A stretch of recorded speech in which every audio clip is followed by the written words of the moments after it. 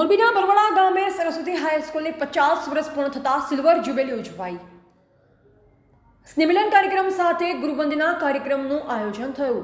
મોરબીના બરવાડા ગામે 50 વર્ષ પહેલા સ્વર્ગસ્થ કરમસિંહ જયરાજભાઈ પટેલ અને મિત્ર ગ્રુપ દ્વારા શરૂ કરાયેલી હાઈસ્કૂલના 50 વર્ષ પૂર્ણ થતા તેની સિલ્વર જ્યુબિલી સુવર્ણ જયંતિ મહોત્સવનું આયોજન ભૂતપૂર્વ વિદ્યાર્થીઓ અને ગુરુજન શિક્ષકો તેમજ હાલના વિદ્યાર્થીઓ અને શિક્ષકોએ ટ્રસ્ટીગણની સાથે મળી આયોજન કર્યું, જેમાં સ્નેહમિલન સાથે ગુરુવંદના કાર્યક્રમ યોજાયો।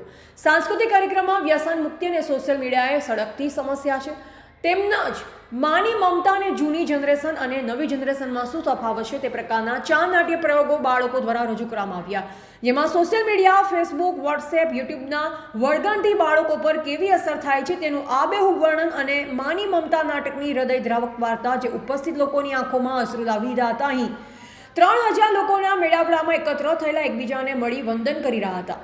અહીં પધારેલ સૌ મહેમાનોને કુમકુમ તિલક કરી આવકાર્યા અને શાળાના સ્થાપક અને પ્રથમ પ્રમુખ સ્વર્ગસ્થ કરમસિંહ જયરાજભાઈ પટેલની આજે જોગાજોગ પુણ્યતિથિ હોય તે અંગે રક્તદાન કેમ્પનું આયોજન કરવામાં આવ્યું। નિવૃત્ત થયેલ શિક્ષકો અને ભૂતપૂર્વ વિદ્યાર્થીઓને હાલમાં પ્રમુખ જયંતિભાઈ જયરાજભાઈ પટેલે સાલ ઉઢાડી શિલ્ડ આપી દરેકનું સન્માન કર્યું।